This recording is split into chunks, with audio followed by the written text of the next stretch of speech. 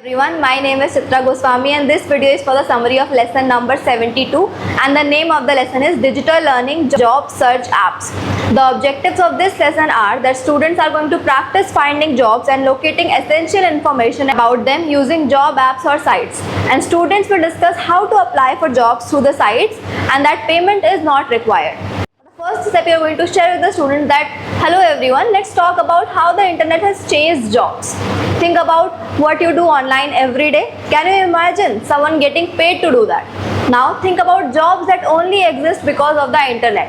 You will ask students to share their ideas. You will explain that in this age, one easy way to learn about a lot of jobs is through job apps or sites. For the second step, you are going to tell the students to sit at the laptops and open lesson number 72 document. You will point out that the apps may be for specific locations or career types.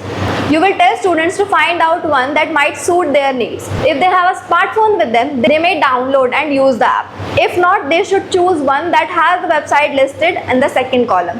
You are going to ask the students to visit at least one app or site and you will give them 5 minutes to pull up one job listing. You're going to ask them to find out job location, type of job, experience or skills needed, education or qualifications needed, and salary. And then you will ask them to find out that if it is a gig job or a salaried job. Now for the third step, you're going to give some time to students to explore the website on their own, and you will encourage them to try different ways of searching for jobs, such as by job category, location or salary. You will challenge them to find one job they are interested in learning more about. Now for the fourth step, you're going to ask 3 questions from the students. The first question is, how could you find out more about the job that you are interested in? The second question is, do you have to pay any money to apply for it? The third question is, how can you use app or site to apply for the job? And after that, you're going to explain that you can apply for the jobs directly through these apps and sites.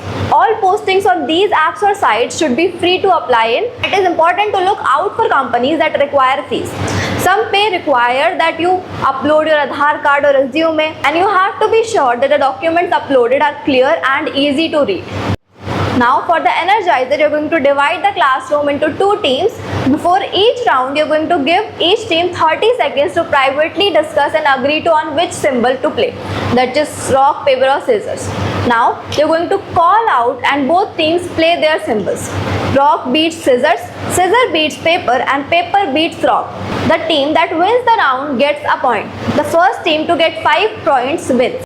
Second part of the lesson is gender in the workplace, and the objective of the lesson is that students will question why some jobs are seen as only suitable for specific genders. For the first step, you are going to conduct a TPS activity, and the question for the TPS is, how do boys and girls get treated differently by adults? For the second step, students should open their SRBs to lesson number 72 and work independently to complete the chart in activity A. They should write an X in the columns to the right that indicate who they think can do this job, men, women or both. If they do not think that it is both, they should write a reason and why. For the third step, you are going to divide the students into groups of 3 or 5, and if possible, you can make mixed groups of males and female students. They should compare the answers they wrote in their charts and discuss different opinions. You can make it clear that there are no correct or incorrect answers and they should just discuss honestly. They should discuss the questions in activity B of the SRB. Fourth step, students should use the remaining time to search for an online story. Find one story online about a woman who is working a job you thought was only possible for a man, or a man working a job you thought only was possible for a woman. For example, if you thought that only women could be nurses, find a story about a male nurse. Then you will call on students to share their findings. If students do not finish in class, they may complete the activity as an extra benefit lesson outside of class. In the next step, you are going to ask 10 students to log in into their Duolingo account, and you are going to let these 10 students begin their Duolingo practice. You will ask the other 10 students to write their Duolingo experiences on a piece of paper. They must also write when they started with Duolingo, where they are currently, and what is their target for the next 2 weeks. And you will instruct them to paste their paper on the wall. Lastly, you are going to conduct the wrap-up session in the form of stand-up and sit-down activity, and you will acknowledge the students for what they did well during the session, and you will conduct the pledge. Thank you so much.